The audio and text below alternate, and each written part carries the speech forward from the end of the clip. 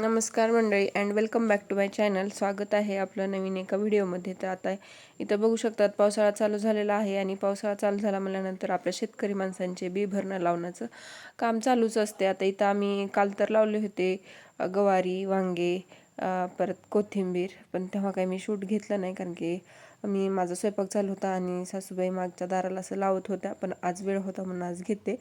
आता इथं हे पांढऱ्या वांग्याचं रोप आणलं आहे आणि ते लावले. आता हे एवढं छोटं छोटं रोप आहे, पण त्याच्या बुडाला माती वगैरे लावून आणल्यामुळे त्याने तग धरला.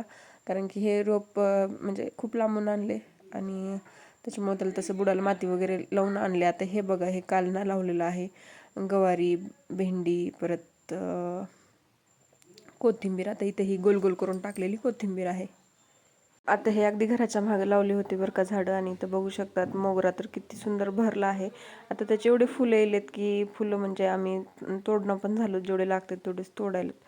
आणि त्याच्यानंतर इथं आज बरेचसे झाडं पण आणले होते, जसं की निशिगंधा असेल, परत कुंदा असेल, आणि जो एक अबोली, जी केशरी कलरचं झाड म्हणजे फुल असतं ना तेच. आता इथं कालच खड्डा वगैरे केला होता आणि आता इथं आज आम्ही हे निशिगंधाचा एक गड्डा भेटला होता ना, तोच लावत होतो. आता गड्डाच बघा ना किती सुंदर आहे, एकदम दिसायला किती सुंदर आणि एकदम हिरवा हिरवा गार वाटायला लागलाय. आणि बघा इथं अशा प्रकारे त्याला आळ वगैरे करून आम्ही हे झाड लावलं. आणि परत हे आहे कुंदा. आता ह्या कुंदाला पण लावत आहोत. आता इथं बघा, इथं आमच्या अगोदर बी बरेचसे झाडं होते, पण दरवेळेस उन्हाळा आला का काही झाडं जातात निघून. आता ह्याच्यातले गुलाब बरेचसे गेले आहेत, आता पण अजून नवीन लागवड करायची आहे. आता हा इथं कुंदा आहे. कुंदाला व्यवस्थितरित्या आळ वगैरे करून मस्तपैकी ओल्या मातीमध्ये लावलं आणि वरून थोडं थोडंसं पाणी टाकलेलं आहे. किती सुंदर दिसते, एकदम जोमानं हलायला लागले. आणि त्याच्यानंतर आता हे राहिलेलं शेवटचं म्हणजे आबोली. आता आबोलीला तर अगोदरच कळ्या आणि फुलं आलेले आहेत. बघूया आता ते येतात का नाहीत ते.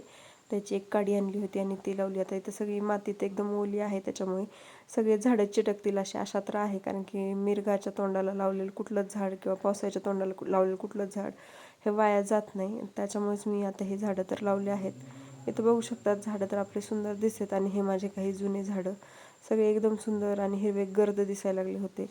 जर तुम्हाला व्हिडिओ आवडला असेल ना तर लाईक, शेअर, आणि आपल्या चॅनलवर जर नवीन असाल ना तर सबस्क्राईब करायला अजिबात विसरू नका. आणि कशी वाटते आपली परसबाग तेही मला कमेंट करून सांगा. Thanks for watching. Bye bye.